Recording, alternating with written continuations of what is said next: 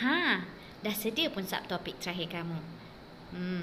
Jom kita masuk, ambil tiket kamu. Terakhir, kita akan habiskan topik ni dengan subtopik terakhir ni. Subtopik kadaran, okay, is kadaran. Okay, kadaran or in English we call it as proportions. Apa itu kadaran? Okay, dua nisbah atau dua bagaimana, okay, kadaran menunjukkan suatu hubungan yang menyatakan kesamaan antara dua nisbah atau dua kadar. Okay, proportions are the relationship between two ratios or two rates. Okay, macam mana mereka boleh jadi sama, kita tengok. Dan ia boleh ditulis dalam bentuk pecahan. Okay, it can be written in fraction form. Maybe kurang faham kan? Mari kita lihat satu contoh di sini supaya kita lebih faham apa yang cikgu sedang cakap. Okay, contohnya begini. Okay, kos tenaga elektrik ialah 43.6 sen bagi 2 kilowatt jam. kWj, kilowatt jam ini adalah cara kita untuk bila pihak TNB kan datang baca meter elektrik kat depan tu, bacaan tu kan, bacaan tu selalunya dibaca dalam unit kilowatt jam jika anda tak tahulah. Okay, so kos tenaga elektrik ialah 43.6 sen bagi 2 kilowatt jam. Electricity cost 43.6 cents for 2 kilowatt hour. How much does 30 kilowatt hour cost? Jadi berapakah kos untuk penggunaan elektrik sebanyak 30 km jam? Okey, caranya mudah. Pertama sekali anda perlu tulis dahulu. Mari kita tulis apa yang diperkatakan di sini. Okey, pertama sekali dia kata kita ada 43.6 sen. 43.6 sen ini dalam 43.6 sen. Lepas tu kita ada 2 kilowatt jam.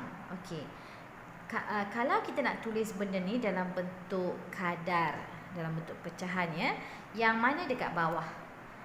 43.6 sen dekat bawah atau 2 kilowatt jam dekat bawah? Cara kita baca, untuk 1 kilowatt banyak ni, untuk 2 kilowatt banyak ni, untuk 3 banyak ni. Kalau kita baca untuk 15 sen, 15 sen banyak 1.5867, contohlah kilowatt jam. Macam tak masuk akal kan? Nak mudahkan kerja, kita akan baca 1 kilowatt jam berapa sen, 2 kilowatt jam berapa sen. So permintaan kita berada di kilowatt jam. So itu akan berada di bawah. Jika kurang faham apa yang cikgu sedang cakap, sila rujuk video sebelum ini. Okey, untuk 2 kilowatt jam 43.6 sen. Nampak tak hubungan kadar ni? Kadar ni maksudnya banyak ni kita nak, berapa kita perlu bayar. Contoh macam dulu-dulu cikgu bagi contoh tu, untuk kita nak beli 2 kilo ayam, kita perlu bayar RM43.60. Contoh 2 kilo ayam. Jadi untuk 1 kilo berapa? 8 kilo berapa? So ada hubungannya di sini. Ini menunjukkan kadar Tapi hari ni kita nak tengok hubungan antara nisbah dan kadar. Okey, bagaimana? Kalau ini 2 kilowatt jam mengguna kosnya adalah 43.6 sen, maka soalan minta untuk 30 kilowatt jam. Okay, this is for this much. Questions asking for 30 kilowatt hour. So kita tak tahu berapa sen, how much, tak tahu berapa kos, kita tak tahu. Bila kita tak tahu, kita akan tulis sebagai X sen dahulu. Kita tak tahu berapa di situ ya, maka kita akan tulis sebagai X sen dahulu. Dan kita akan terus sambung. Dekat bawah ni kita tahu mana ni, 30 kilowatt jam, or in English you write it as kWh ya. Okay, so benda ni dua-dua ada hubungan. Kalau untuk 2 kilo tu adalah RM43.60. Ayam cikgu cerita pasal ayam. Cuba kita lupa pasal elektrik, susah sangat. Kalau 2 kilo ayam RM43.60, maka 30 kilo ayam berapa ringgit? Apa yang kita perlu buat? Itulah contoh bagaimana anda boleh imagine this thing. Okay, so apa yang kita nampak dekat sini, cuba letak anak panah dari sini ke sini. tahu apa nak buat. Tapi dari sini ke sini, nombor kita kena buat apa? Darab ke bahagi? Nombor membesar. Kalau nombor membesar, kita perlu darab. Darab dengan berapa? Kamu tekan kalkulator kalau kamu tak tahu. 2 kali berapa dapat 30? Okey, jawapannya adalah 15. Kalau bawah kali 15, atas pun perlu kali 15. So, 43.6, okey, kali dengan 15. Kamu akan dapat jawapan berapa? 18, 21, 6, 3, 40, berapa? 14, 3, 45, 65. Okey, sini tambah kan? Okey, ini adalah minta maaf, ada satu perpuluhan di sini. Cikgu tak nampak perpuluhan di sini. Okey, perpuluhan ni menunjukkan kamu harus gerak satu titik. So, jawapannya adalah 654 apa? Sen. 654 sen. Tapi kalau kita tukar benda ni dalam RM boleh tak? Kan, takkan kita nak baca 654 sen kan? So, kalau dalam RM, kamu perlu gerak berapa tempat? Kamu perlu bergerak 2 tempat. So, dia akan bersama dengan RM RM6.54. Sama je. Sebab dia tanya kos. Okey, dia tak tanya berapa sen atau berapa ringgit. Adalah bagus jika anda dapat jawab dalam ringgit lah. Jangan kebudak-budakan jawab dalam sen pula, kan? Okey, itu untuk contoh 1. Okey, ya. Okey, sambungan daripada tadi, tapi kita dah masuk lebih detail. Nisbah kadar-kadaran ini adalah benda yang cikgu paling suka. I hope you will like it too. Okay, please pay attention. It's a very beautiful thing. Kalau anda dapat tumpukan perhatian betul-betul, mesti dapat buat. Okay, contoh soalan. If P to Q is 7 to 3 and Q to R is 3 to 5, find the ratio of P to Q to R. Okay, jika P kepada Q adalah 7 kepada 3 dan Q kepada R adalah 3 kepada 5, cari nisbah P kepada Q kepada R. Panjang membelit begitu kan? Tiada masalah. Setiap kali anda nampak panjang melirik begini, jangan sekali-kali tulis melirik begitu. Perlu belajar untuk tulis ikut ke bawah. P kepada Q, okey, nisbahnya 7 kepada 3 diberikan. Kamu tulis menurun. Okey, itu petua pertama yang cikgu nak bagi. Nisbah sentiasa kamu tulis menurun. P kepada Q adalah 7 kepada 3. Tulis menurun. Dan Q kepada R. Q di mana? Di sini, betul tak? Okey, tulis kat bawah Sentiasa tulis menurun. Q kepada R, berapa jawapan diberi? 3 kepada 5. Okey, dah Ada apa-apa diberi lagi? Tiada. Kita garis. Lepas tu kita tengok di mana dia overlap. Where did it overlap? Di mana dia bertindih? Di sini kan? Maka kita turunkan benda ni. Sebelum tu cek dulu nombornya sama tak? Sini 3, sini pun 3. Kalau nombornya sama, maka kita boleh turunkan macam tu je. Okey? 7, 3, 5. Semua turun. Tak ada masalah. Dan jawapan bagi P pula. P kepada Q kepada R adalah 7 kepada 3 kepada 5. Selesai. Okey, itu satu contoh. Bagaimana jika cikgu ubah soalan ni 3 ni, tak nak 3 dah Tak nak 3 dah. Cikgu letak kat situ sebagai 5. Okey, mari kita tulis semula.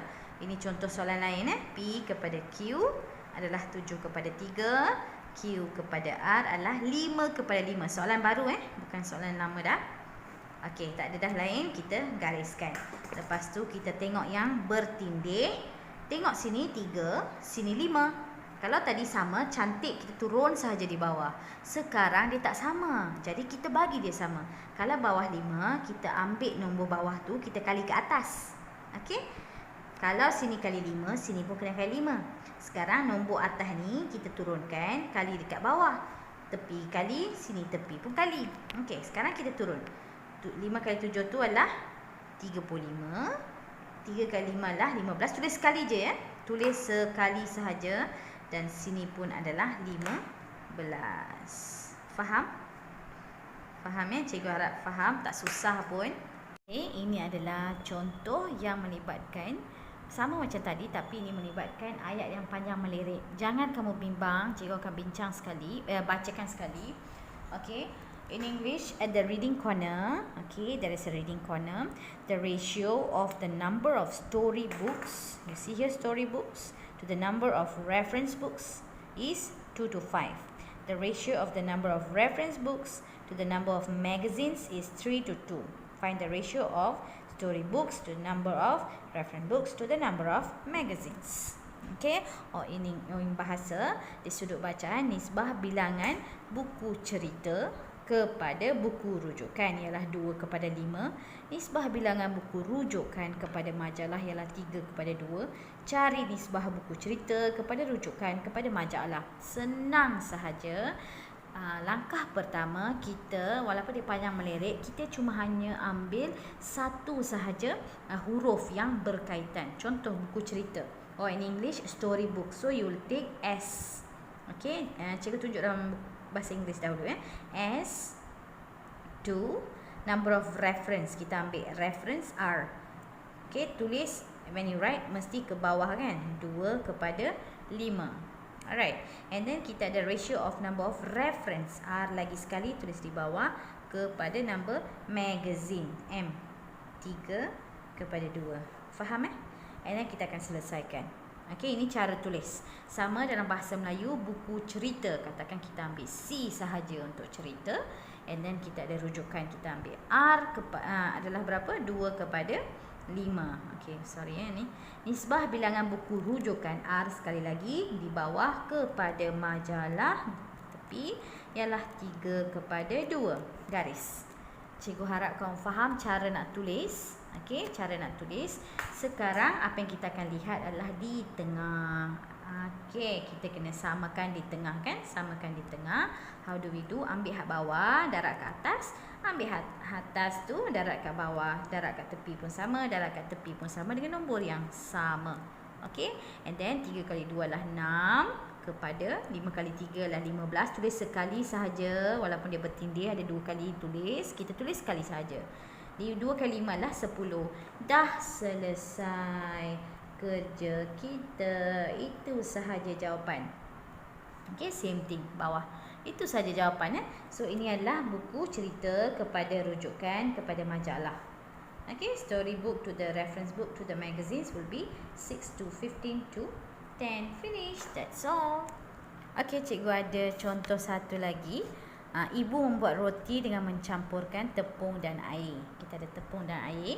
Mother tries a bread recipe by mixing flour, or in English, in real English we don't call this as flour, we call it as flour. Okay, flour with water. Okay, the ratio of the flour to the water is 5 to 3. Okay, tepung kepada air, tepung huruf T kepada air huruf A. Okay, 5 kepada 3. Or in English, flour, okay, to water is 5 to 3. Can you see? If mother has 480 gram of flour, dekat tempat flour ni, kamu tulis 480 gram. Okay, ini what is the mass of water needed? Kamu tak tahu. Okay, bahasa Melayu nisbah tepung kepada air ialah 5 kepada 3. Jika ibu ada, apa yang dia ada? 480 gram tepung. Tepung kan? Tulis kat tepung.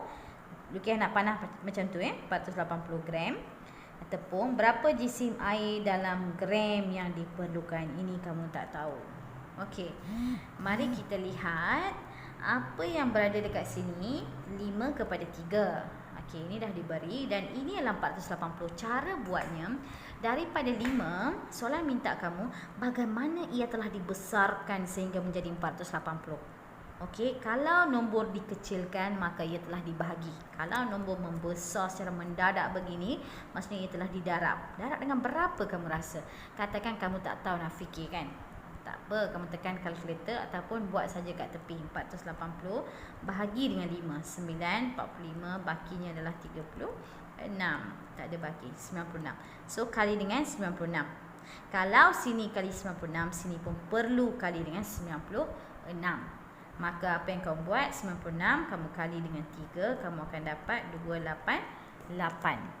So, jawapan di sini adalah 288 gram. Jawapan dia adalah jisim air dalam gram yang diperlukan adalah 288 gram. Okey. Mass of water in gram needed is 288 gram. Itu cara kita jawab. Senang je kan? Okey, cikgu ada satu lagi contoh dekat sini. Okey, contoh untuk menyelesaikan masalah juga ya. Okey, contoh cikgu baca dalam bahasa Inggeris dulu. In funding a bicycle shelter project, the ratio of the donation contribution by the school canteen operator, Jaya Bookstore and PIBG is 2 to 6 to 5. Cikgu harap kamu nampak. If the PIBG has donated RM900, okay, find the amounts donated by the school canteen operator and Jaya Bookstore respectively. Okay, ataupun dalam bahasa Melayu, cikgu akan bacakan juga.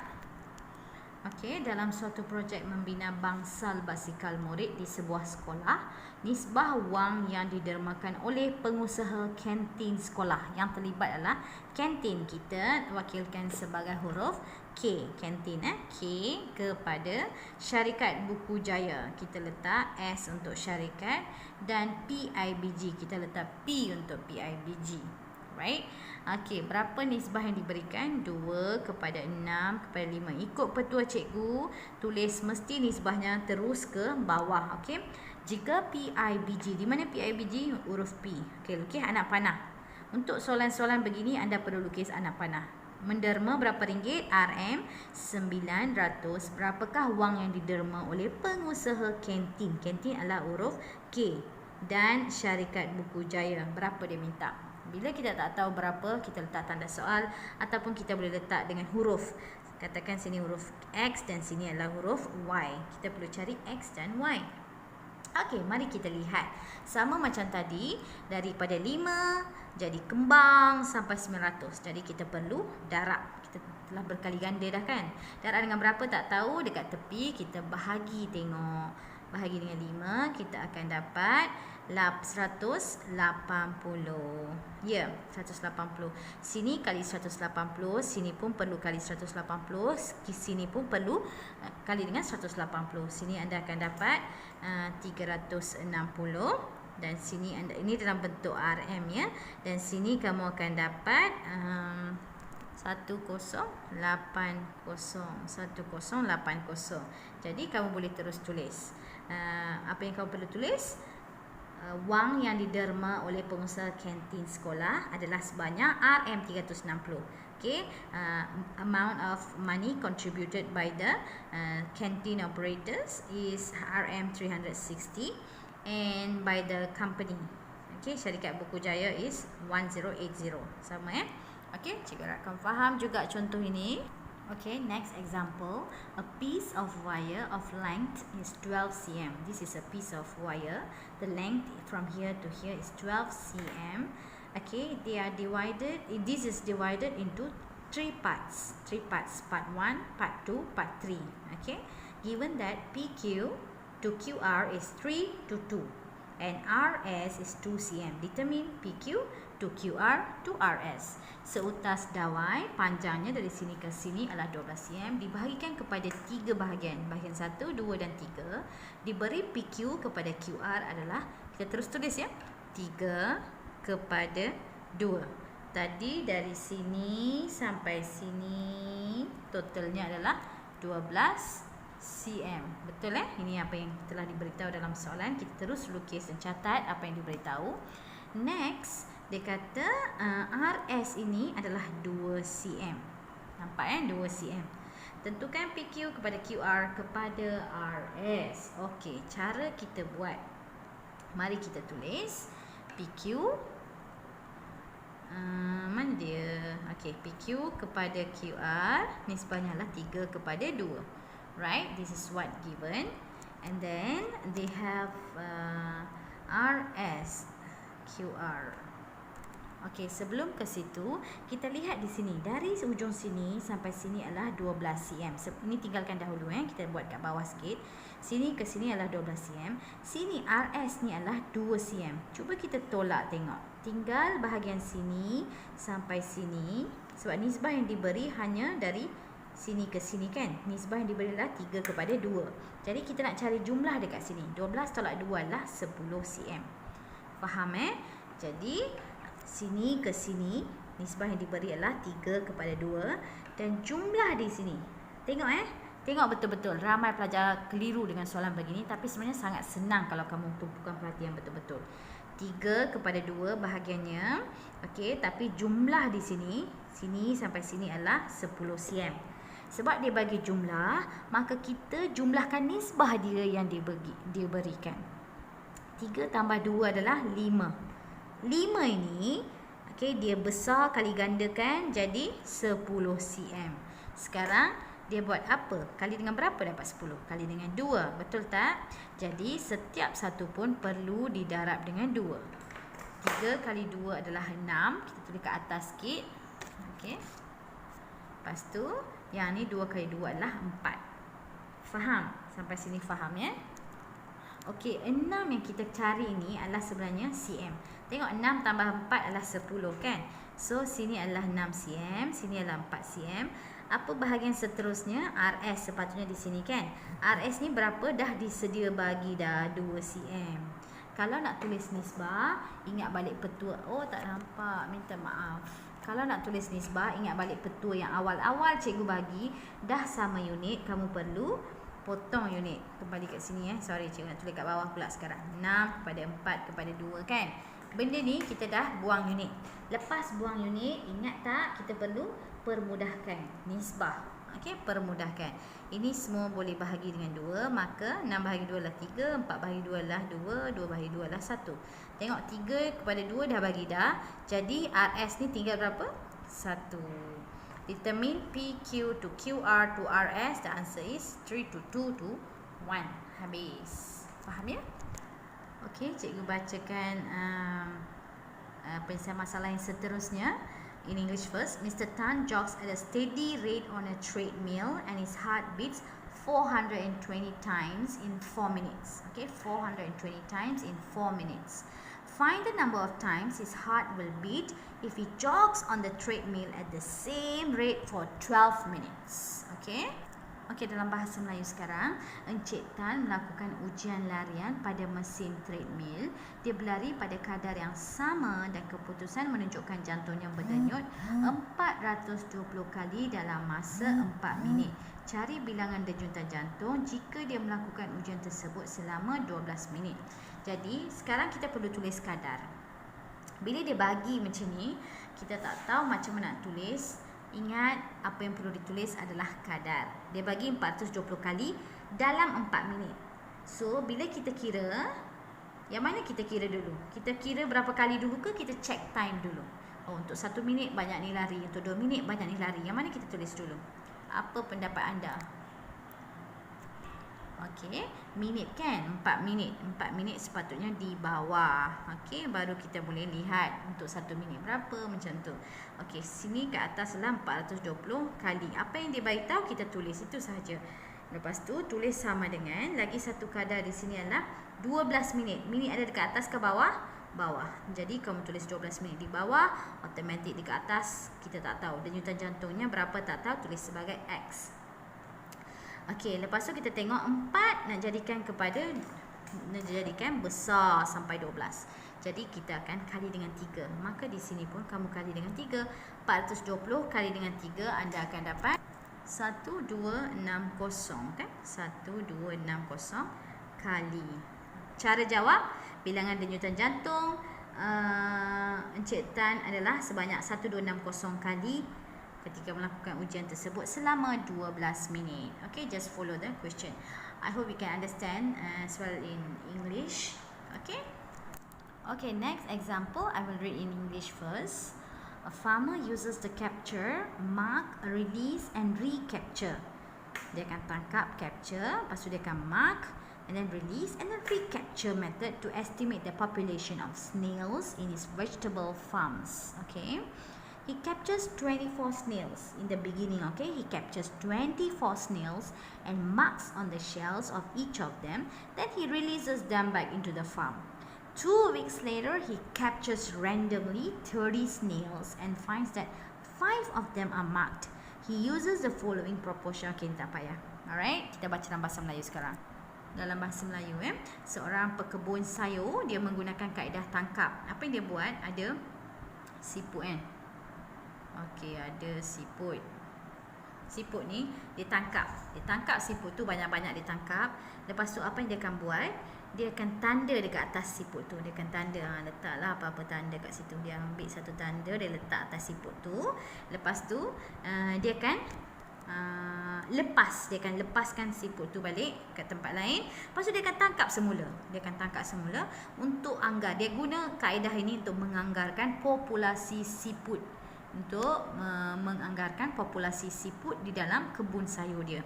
Dia menangkap 24 ekor. Pada awalnya dia tangkap 24 ekor siput dan menandakan cengkerang setiap siput itu. 24 semua orang dapat tanda atas badan mereka. 24 ekor semua dapat tanda.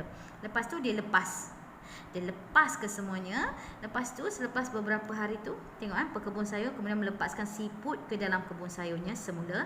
Selepas 2 minggu dia menangkap secara rawak. Dia tak pergi cari yang mana yang ada tanda je. Dia tangkap je secara rawak, tutup mata, tangkap.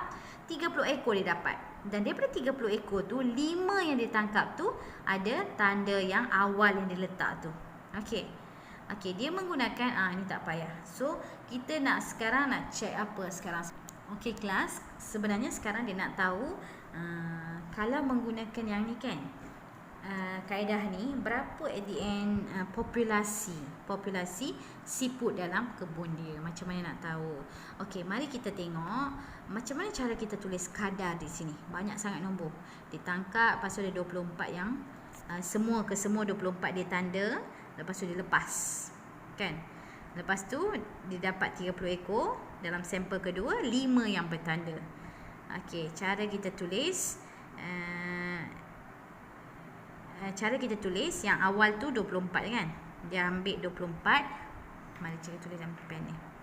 Okey, dia tangkap 24 tu dia tanda. Okey, lepas tu dia lepas. 24 ni sebenarnya per dengan berapa? Kamu tahu tak berapa populasi siput di situ? Tahu ke tak tahu? Tak tahu. Jadi kita letak sebagai X. Dia cuma ambil 24 sampel dan kesemuanya ditandakan. Ini adalah yang ditanda. Yang ditanda. Ini adalah jumlah populasi. Okey? Jumlah populasi. Ini adalah jumlah populasi. Okey, sama sampel ni. Yang kedua kali tu dia yang tangkap tu. 30 ekor, daripada 30 ekor semua yang dia dapat tu 5 bertanda. Bertanda tulis dekat atas. Kan? Bertanda kan? Ditanda tulis kat atas. Per dengan berapa sampel yang dapat? 30. Sekarang daripada sini kita akan check macam mana nak buat. Alamak, apa kaitan dua-dua ni? Tak ada kaitan pula. Sini pun tak boleh, sini pun tak boleh. Dalam keadaan begini, kamu hanya darab silang. 24 kali 30, 5 kali X. 5 kali X, kamu akan dapat 5X. Okey, 24 kali 30 berapa? 720. Jadi X sama dengan apa yang mengikat di sini adalah darab ya. Bila buang 5 ke situ, dia akan jadi bahagi. Bahagi dengan 5. Okey. Jadi kalau kamu tekan kalkulator, alamak tak nampak. Sorry ya, tak nampak yang tadi. Okey. Apa yang mengikat adalah darab, bila buang dia akan jadi bahagi. 720 bahagi dengan 5, kamu akan dapat 144 cikgu rasa 144. Maka jumlah populasi siput di kebun sayurnya adalah sebanyak 144 ekor. Okey, faham ya?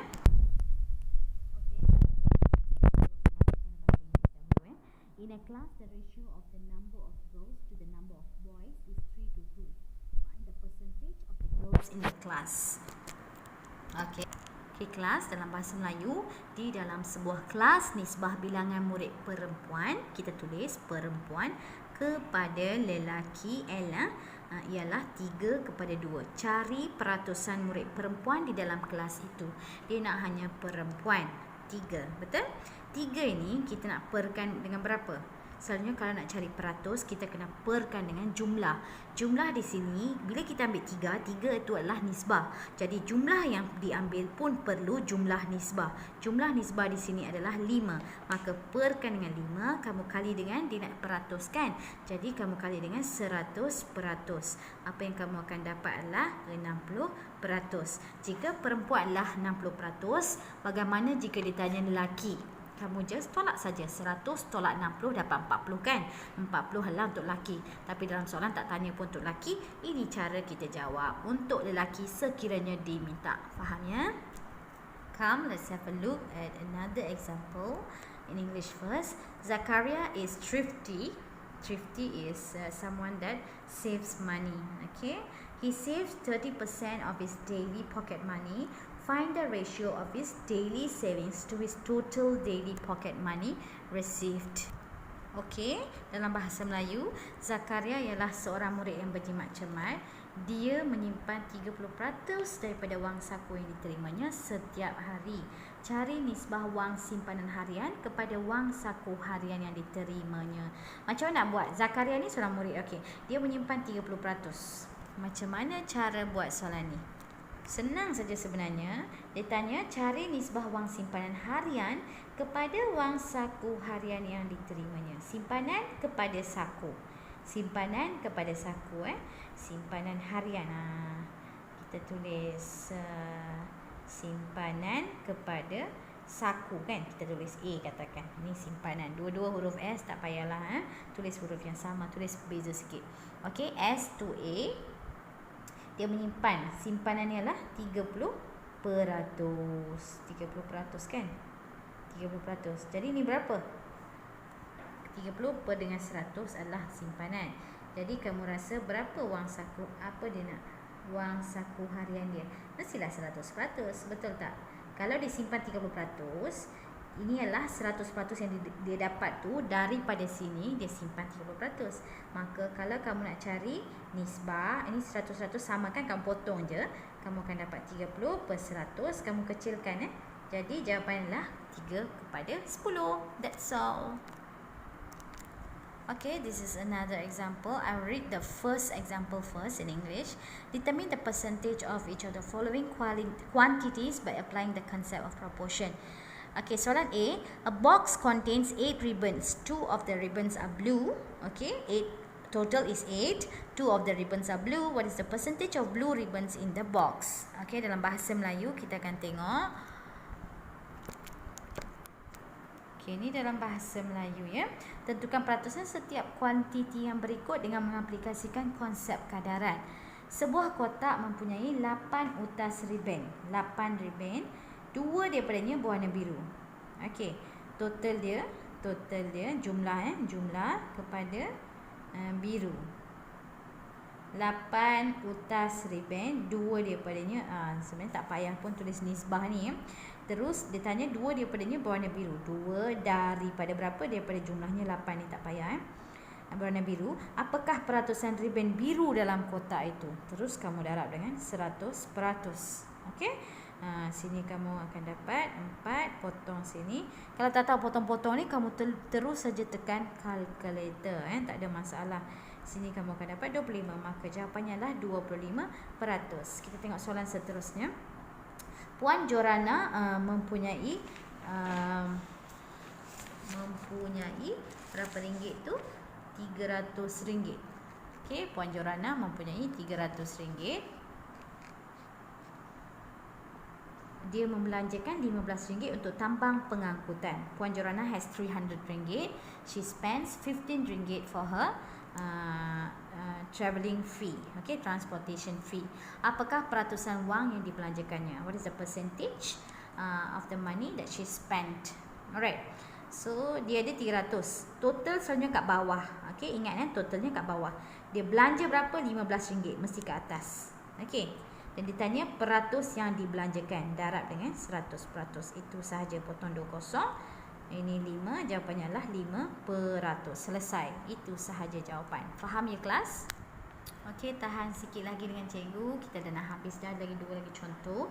Okay, in English, I'll read this. At a sale carnival, Encik Rosli chooses a shirt from a rack which displays 45% price reduction. The original price of the shirt is RM85. Itulah harga asal When Encik Rosli scans the price tag of the shirt, the scanner shows that the price is RM57.80. By applying the concept of proportions, determine whether this percentage discount corresponds to the. Okey, dalam bahasa Melayu, dalam satu karnival jualan, Encik Rosli memilih sehelai kemeja dari satu rak yang mempamerkan tanda harga potongan 45%. Potongan maksudnya diskaun lah Diskaun dia 45%. Harga asal kemeja, originalnya harga kemeja tu ialah RM85. Okey, apabila Encik Rosli mengimbas kod harga kemeja itu, okey, dia pergi ke kaunter bayaran, dia nak imbas kod harga kemeja itu. Pengimbas menunjukkan harga RM57.80. So ini adalah selepas diskaun lah, sepatutnya lah kan, sebab diskaun dah ditulis banyak ni. Dan harga pula sekarang daripada RM85 yang asal, sekarang dia menunjukkan RM57.80. Dengan mengaplikasikan konsep kadaran, tentukan sama ada peratusan diskaun ni sepadan dengan peratusan potongan dipamerkan atau tidak. Kamu kena tunjuk jalan kira. Okey, so dia nak berkenaan dengan peratusan. Peratusan diberi di sini adalah 45%. Okey, mari kita tengok. Kita lukis sikit. Okey, ini baju yang telah dibeli oleh Encik Rosli. Okey, kemeja yang telah dibeli oleh Encik Rosli, dan harga asal kemeja ini adalah RM85. Dan peratus, jika kita tengok peratus, kalau dalam satu exam, peratus keseluruhannya berapa paling maksimum kamu boleh ambil? Total markah 100% kan. Jadi harga ni adalah 100%, harga penuh. Sekarang potongan telah diberi. Potongan telah diberi banyak ni, tapi soalan nak kamu tentukan sama ada potongan peratusan ni sepadan tak dengan harga ni. Jadi kalau begitu, kamu jangan ambil yang ni dahulu. Kita buktikan, sebab dia nak berikan penjelasan bagi jawapan. Macam mana kamu nak bagi penjelasan? Kamu kena buktikan dengan jalan kerja. Okey, mari kita lihat. Katakan harga asalnya RM85, maka diskaun dia kita tak tahu berapa. 45% lah, dalam duit tu berapa kita tak tahu. Bila dah ditolak dengan peratus tu, baru ini harga untuk bayaran. So ini adalah selepas diskaun. Jadi kita nak tahu berapa harga diskaun. Kita nak tahu harga diskaun. Macam mana nak buat nak tahu harga diskaun? Ambil harga asal ni RM85, kita tolak dengan jumlah yang sepatutnya dibayar, RM57.80. Maka kita akan dapat harga diskaun. Berapakah harga diskaun? Kalau kamu tekan kalkulator, kamu akan dapat. Cikgu abaikan unit-unit semua dulu, RM semua. Okey, RM27.20. Okey, point 2 je cikgu tulis di situ, tak ada masalah Okey. So yang ini sekarang kita ambil yang ini. Kita akan buatlah jalan kerjanya. Kita perkan harga diskaun ni, harga diskaun tengok. Harga diskaun RM27.20. Sepatutnya kita perkan dengan harga asal. Betul kan? Kita perlu harga diskaun perkan dengan harga asal RM85. Sama tak dengan potongan diskaun 45%. Tapi kita tak nak tulis 45%. Kalau katakan kita tulis 45% ini dan benda tu tak sama, maka kita dah letak sama dengan dekat sini kan? Maka ayat matematik kita akan jadi salah. Jadi kita jangan tulis sama dengan dulu.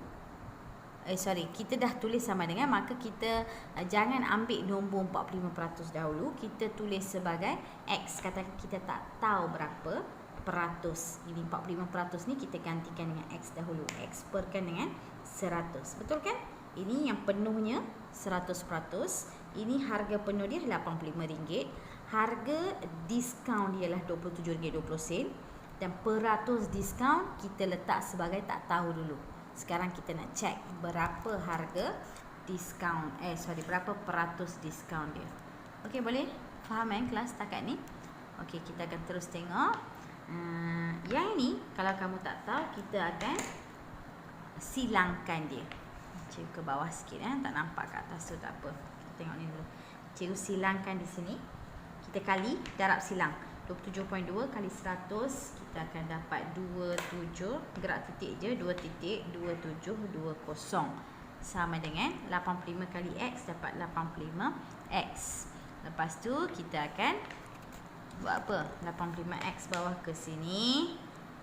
2720 tulis di belah situ. Okey?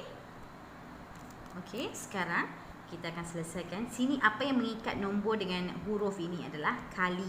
Jadi kalau kita kali ni, X ni kalau kita tinggal di sini, kali 85 tu bawa ke situ akan jadi bahagi 85. Okey? Sentiasa akan songsang operasi. Kalau kali dia akan jadi bahagi, kalau bahagi dia akan jadi kali, kalau tambah dia akan jadi tolak, kalau tolak dia akan jadi tambah. Ini adalah adat melompat jambatan. Inilah jambatan cikgu panggil. Okey. So benda ni kalau kamu bahagi, anda akan dapat 32%. Jadi 32% ini sama atau tidak dengan mana ayat kita tadi? Ni. Dia tulis 45%. Tapi sebenarnya diskaun yang diberi adalah hanya 32%. Jadi kamu boleh tulislah disebabkan mari kita baca soalan dulu. Tentukan sama ada peratus diskaun ni sepadan dengan peratus potongan yang dipamerkan. Disebabkan 32% tidak sama dengan 45%, maka apa? Maka peratusan diskaun ini tidak sepadan dengan peratusan potongan yang dipamerkan. Kamu boleh habiskan begitu. Faham yang kelas? Ini adalah satu contoh yang cikgu bagi yang agak mencabar sikit lah. Kalau dapat faham ni, very good. So itu sahaja topik kita, nisbah kadar-kadaran, rumusannya. Apa tu nisbah, apa tu kadar, apa tu kadaran. Anda boleh rujuk dalam muka surat 99. Nisbah untuk mandikan 2 atau 3 kuantiti yang unitnya sama. Kadar diukur dalam unit yang berlainan. Kadaran pula dia menunjukkan hubungan antara kesamaan 2 nisbah atau 2 kadar. Okey, ini sama unit, ini lain unit. Ini menunjukkan hubungan antara dua ini. Boleh ditulis sebegini atau sebegini. Okey, ini pula ditulis dalam bentuk pecahan. Dan ini juga bentuk pecahan tapi kita nak tuju hubungan kan? So, kesamaan hubungan. So, mesti akan ada sama dengan. Ini sama dengan belah sini. Dan last sekali, okey, boleh diungkapkan dalam peratus, pecahan, perpuluhan untuk nisbah. Kadar, tak boleh tulis dalam peratus. Okey, yang kita tahu mesti boleh tulis dalam pecahan kan? Kadaran pula boleh diselesaikan. Inilah ada beberapa cara, boleh rujuk dalam buku teks. Itu sahaja kelas untuk topik ini. Terima kasih. Topik dah habis. Ikan bakar sedapnya. Jom kita pergi makan dulu. Terima kasih kelas.